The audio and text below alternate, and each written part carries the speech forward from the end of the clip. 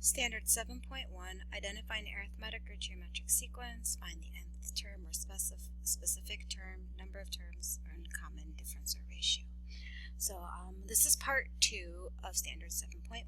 Standard 7.1 is all about sequences, and this particular video is about geometric sequences specifically. So if you're interested in arithmetic sequences, there's another video on my website for that. And if you're interested in series, which means you're finding the sums, then you want to look at Standard 7.2 videos. Alright, so for our first example here, we want to find the general term for the geometric sequence. So our formula for any term, any general term, is the following. T sub n equals T sub 1 times r to the n minus 1. And the words general term means we're going to come up with a formula so that we can plug in any value of n we want, and that'll give us the corresponding term for that n. So n is going to remain n because it's general, and we're going to substitute values for t sub 1 and r. So t sub 1 is our first term, and our first term is negative 1. And r is our common ratio. And in order to find r, we're asking ourselves, what do we multiply by to get from one term to the next?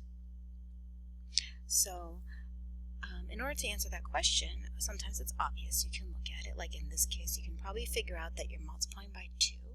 But if it's not so obvious, you could take any term in your sequence and divide by the term in front of it. See how I'm making a ratio here? That's why they call it a common ratio. So this ratio is 2, and if we took a different term and divided by the term in front of it, that ratio is 2. And if we took a different term and divided by the term in front of it, that ratio is 2. So that ratio is common. It's the same no matter what pair of terms we divide. And so that confirms that it's geometric, and in this case our common ratio is 2. So we're going to put 2 in for r raised to the n minus 1 power. Now you might be tempted to multiply negative 1 and 2 together. However, 2 is being raised to a power before being multiplied by negative 1. So we want to avoid that temptation. So our formula for a general term is negative 1 times 2 to the n minus 1 power. And this is a general a formula for the general term because we can plug in anything we want to for n. So for example, if we chose n equals 3, we should get our third term negative 4. So let's check. T sub 3, which means our third term, is negative 1 times 2 to the 3 minus 1, which is negative 1 times 2 squared, which works out to be negative 4. So you can see that our formula actually works. So this in red, circled in red here, is the formula for a general term. Now our second example says find the 12th term of the preceding sequence. Well, now that we have a formula, all we need to do is plug in 12 for n. So let's take our formula and plug in 12 for n. T sub 12 equals negative 1 times 2 to the 12 minus 1 power. So this becomes negative 1 times 2 to the 11th. Again, exponents come before multiplication, so we are doing 2 to the 11th power first, and then multiplying it by negative 1, and that's negative 2048. So our 12th term in this sequence is negative 2048. Our third example says find the 9th term for this given geometric sequence. And so to find our 9th term, we're looking for our term sub 9, our 9th term. And n is our counter, it's our quantifier, it tells us the number that we're looking at. We're trying to find the 9th term, so n is 9. T sub 1 is our first term, which is negative 16. And we're told that it's geometric, but we need to find r. So again, to find r, take any number and divide by the number in front of it. So 4 divided by negative 16, for example, that's negative 1/4, or negative 0.25, whichever you feel more comfortable with. Or if you take a different value in our sequence and divide by the term in front of that, that's also negative 1/4 or negative 0.25. And you can do that with any pair of terms, and you're going to find that you have a common ratio here. This ratio is the same. It's common. It's negative 0.25. Now some of you are going to look at this and say, oh, we're dividing by 4, which means r is equal, we're dividing by negative 4, which means r is equal to negative 4. But you can't use that value because r represents what you are multiplying by. So if you're dividing by something, it's like you're multiplying by the reciprocal. Since we're dividing by negative 4, we're multiplying by the reciprocal negative 1/4. But r always has to be what you are multiplying by, not what you are potentially dividing by. So here's our r value. And now we want to find our 9th term. So we're going to use the formula for a term in a geometric sequence. And we're going to plug in negative 16 for t sub 1. Negative 1/4 or negative 0.25 for r, and 9 for n.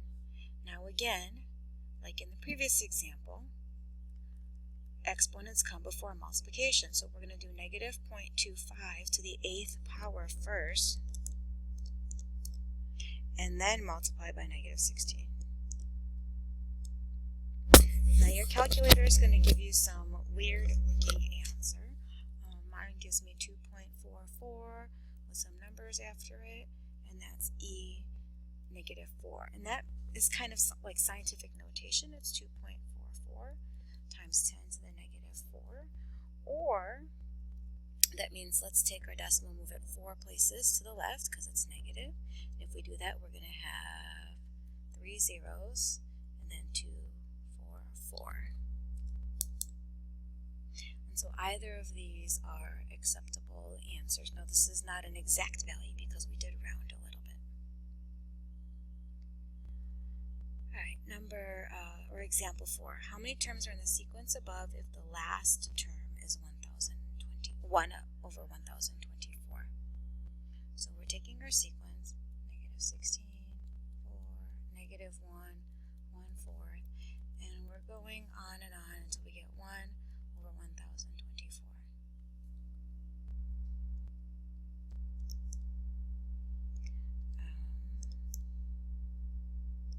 Just want to make sure I made it. Okay, I wanted to check that our example actually worked here. Alright, so we know this is our first term. We know this is our second term. We want to know what term number that is.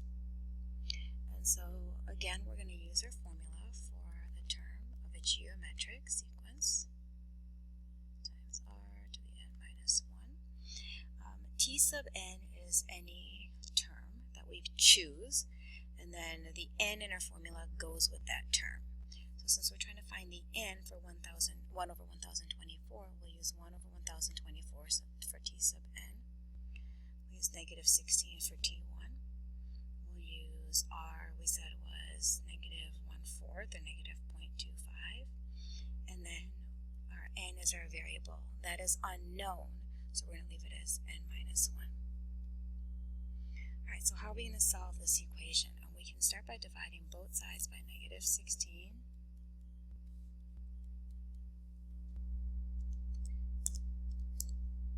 Divided by negative 16. And that is the same as 1024 times negative 1 over 16. Right, multiplying by the reciprocal.